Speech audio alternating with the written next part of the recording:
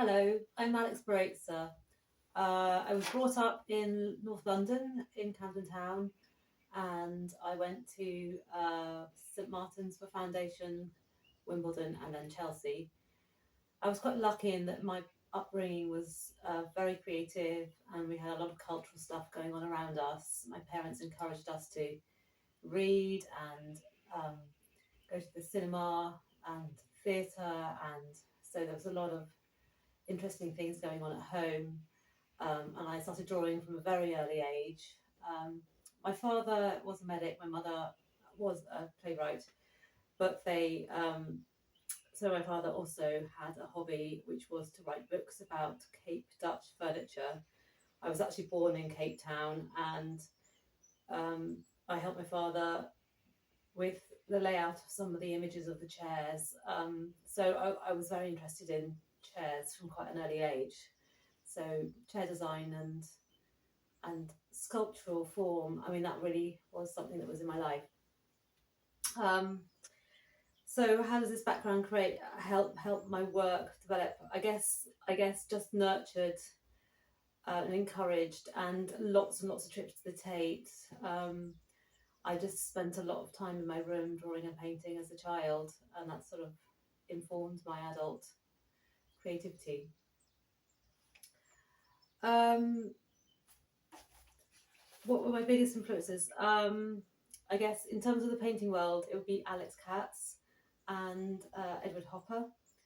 But I'm also quite influenced by designers such as Charles and Ray Eames, just for their innovative designs. And sort of, it's been a passion of mine to record these designs, sort of document them through my work. So what I'm focusing on right now is I've just finished a painting of some chair designs by somebody called Willem Muller. So they're an upholstered furniture system. What that really is you can have the armchairs in any format you like, and you can put different chairs together, and you can have the linking um, coffee table and the different areas that they can sit in. So that's that's what I'm working on. Just paintings of interior design. Um, so your next question: what's the biggest challenge as an artist? Well, for me, it's always been trying to get over the financial struggles of being an artist, but also taking a career break to have children. So my husband earns more, so he had to carry on working, and I had to stop working because I didn't earn enough. So so it meant that my career really slowed down for about 8 to 10 years, and I've been on catch up ever since. So that's been a huge struggle just to keep up with other artists who haven't had children, who've managed to gain the attention of galleries and had some commercial shows and work with public spaces. I'm still catching up really. What advice would I give myself? When I was younger, well, I was really lucky that I got the British School at Rome scholarship. I had the Prix de Rome for 9 months, and it was a long time in Rome, and I was very young. And I'd say to myself, um, just relax and enjoy the experience of being out in Rome. Just take on board what everyone's saying to you, and listen to other artists, and just absorb everything. I think I would say that to my younger self, that you don't need to worry about what other people think of you and your work. You just got to have the confidence to keep going and explore the ideas that you want to explore.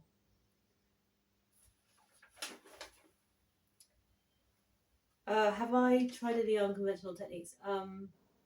Not really. I mean, I do work on very traditional canvas with gesso primer, oil paint. Occasionally, though, I will use something called latex to protect the canvas and keep areas white, which might be unconventional, I would say, but it's for me, painting is it's a natural thing that I do without any unusual techniques. So, do I listen to music in the studio? I don't know, but I listen to the radio. I listen to Radio 4. I have done BBC Radio 4. This is something that I've done for many, many years, and it's a really big part of my practice. So it's sort of become something, some background noise that I'm half focusing on and half focusing on the work, as the ideas seem to slip out, and I sort of meditate when I'm listening to the radio in my studio. It's hard to describe, um, but it helps me to focus. So it's really important to me. What's the best reaction someone's had to your artwork? I did think of an idea. I did think of something that somebody had done in the past. Said, I guess the best reaction was when Julian Ayres visited my studio in Rome and said that my paintings were like gems.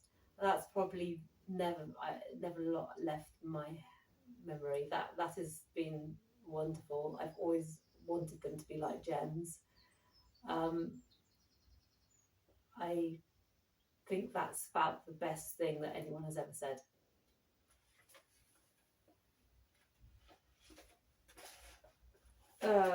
So what do I hope people will take away? The best thing that can happen, what I hope people will take away from my work is that they will understand where I'm coming from and really connect with the work. So the work is concerned with issues surrounding popular culture, contemporary design, modernism. So where you might feel you may be in love with a piece of furniture or really want a piece of architecture, and it's all about what we can't have and what we can have. So it's my paintings are exploring notions of ownership, of wealth, social standing. There's also a lot going on in my work which is connected to this very special relationship between photography and painting, and how photography can feed into painting and vice versa. Also, somehow, when you paint from a photograph, it's also the message is lost in the translation. So there's that element that I'm really interested in. And if people can connect with my work and see some elements of those issues, those notions, then I would be really happy. Thank you.